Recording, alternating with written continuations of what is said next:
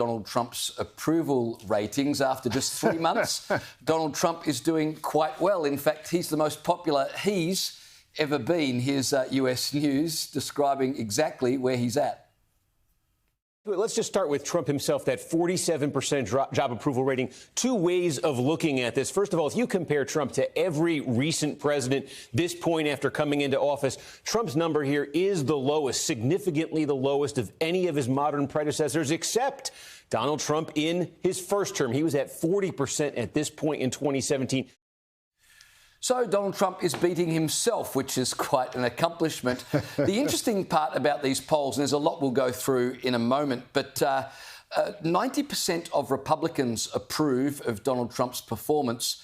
Only 4% of Democrats approve of Trump's performance. Now, you might say, well, that's obvious, but that's the largest gap in approval of a president between Republicans and Democrats in close to 100 years, Joe. It just goes to show how incredibly divided America still is, even though a lot of Americans do believe for the first time, well, more Americans than in the past 20 years now believe America's on the right track, but still an incredibly divided nation. Yeah, it's incredibly divided. And also, I think that figure kind of comes on the back of America for the first time in the sort of mid-2010s, 2020s, actually suddenly starting to doubt itself and suddenly think, hang on, maybe we are a washed-up superpower. Maybe our best days are behind us. And remember, you know, we had the American century in the 20th century, but America has only been a global superpower for about 100 years. You look at places like, you know, China, it's been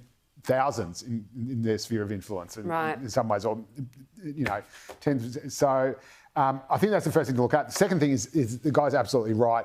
You can only compare Donald Trump with Donald Trump because everything else is apples with oranges, because he is so different to every other former president that the normal sort of rules don't apply. And the reason why more people will disapprove of him, even though he's just won this massive landslide election, including both houses of Congress, is because the people who approve of Donald Trump really, really, really, really, really approve of him, and they will go and get out to vote for him, where you'd have a whole bunch of people, including registered voters, who would say, yeah, I don't approve on him, and then go and, you know, smoke another bong on the couch or whatever it is they do. But this guy electrifies people and gets out the vote.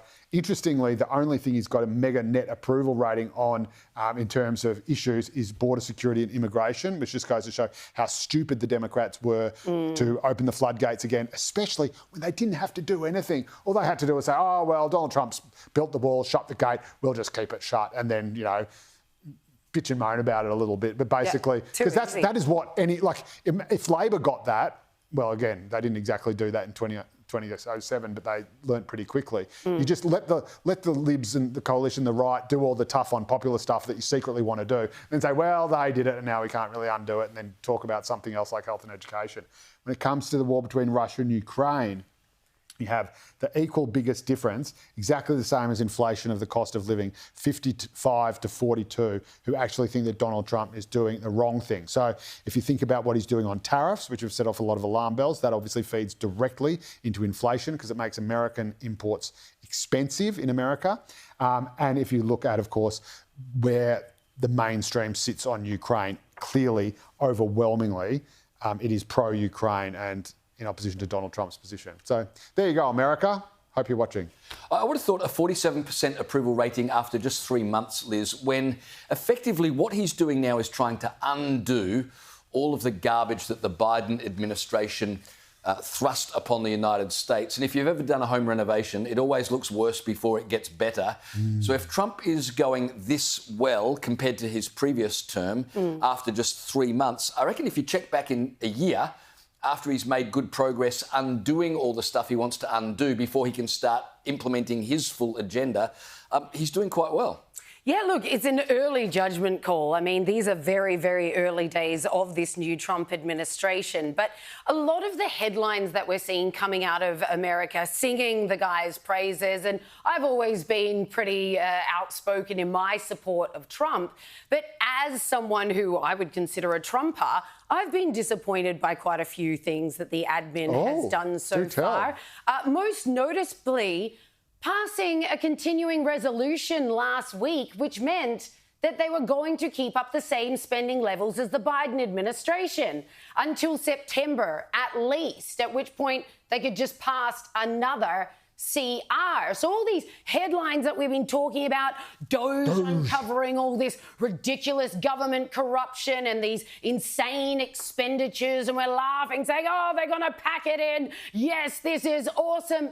They just agreed to keep spending the same amount of money, to keep funding. Who knows where the funding is going now, but the same amount. And that's after they campaigned months and months and months saying, oh, we're going to cut government spending. This is going to affect inflation. You're going to see these numbers really. No, you just passed a continuing resolution. And let's be clear, because it was such a comprehensive election outcome, the Republicans now control the House and the Senate.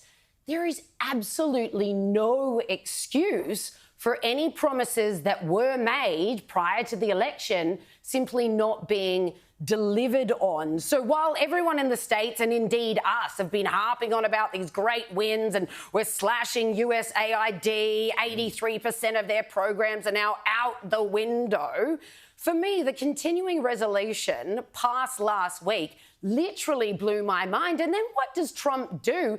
He attacks the one senator who had the gonads to call out the hypocrisy and say, hang on a minute, you promised us one thing and you guys are doing another. And laughably, it was the Dems that got it across the line. 10 Dems voted with the Republicans to get it across the line in the Senate. Smartest thing they've ever done. Is this not a red flag, you guys?